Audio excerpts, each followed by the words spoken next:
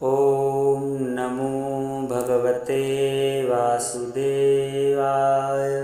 प्रिय भक्तों, दशहरे के ठीक अगले दिन पापांकुशा एकादशी व्रत रखा जाता है। इस साल पापांकुशा एकादशी व्रत 13 अक्टूबर 2024 यानी रविवार को रखा जाएगा।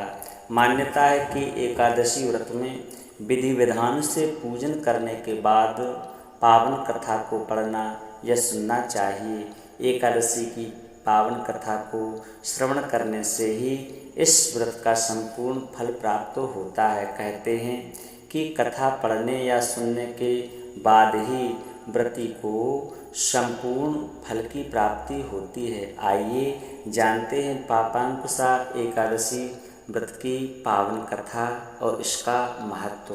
प्राचीन काल में विंध्य पर्वत पर क्रोधन नाम का एक बहेलिया रहता था। वह बहुत ही क्रूर था।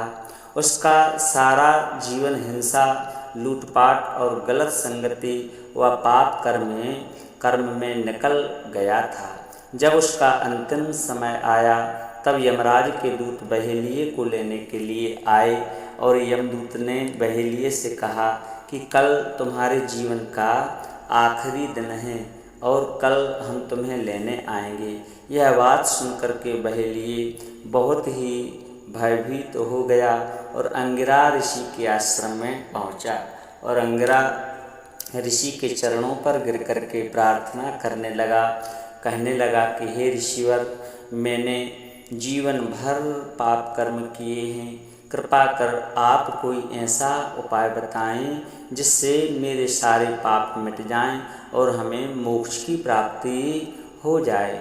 उसके निवेदन पर महर्षि अंगिरा ने उसे आश्विन शुक्ल पक्ष की पापांकुशा एकादशी का व्रत विधि पूर्वक करने के लिए बहेलिये से कहा।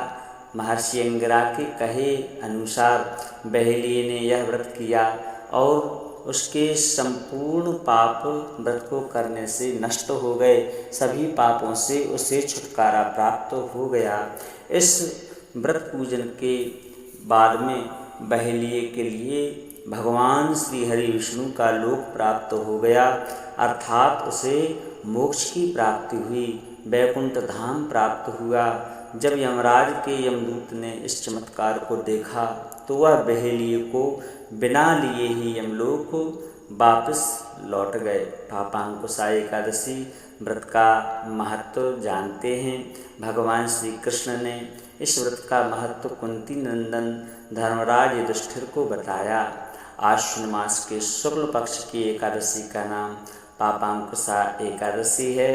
कहते हैं कि इस व्रत के प्रभाव से पापों से मुक्ति मिलती है और व्रत करने वाला अक्षय पुण्य का भागी होता है। इस प्रकार से एकादशी पापांकुशा एकादशी की यह पावन कथा है। इसे श्रवण करने वाले मनुष्य परम सौभाग्यशाली हैं। उनके ऊपर श्री लक्ष्मी नारायण की कृपा सदैव बनी रहती है।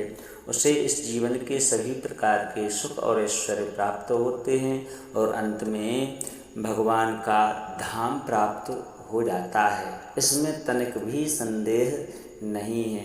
वीडियो यदि अच्छा लगा हो तो दिल से लाइक करें, चैनल को सब्सक्राइब करें और कमेंट में जय श्री राधा कृष्ण अवश्य लिखें।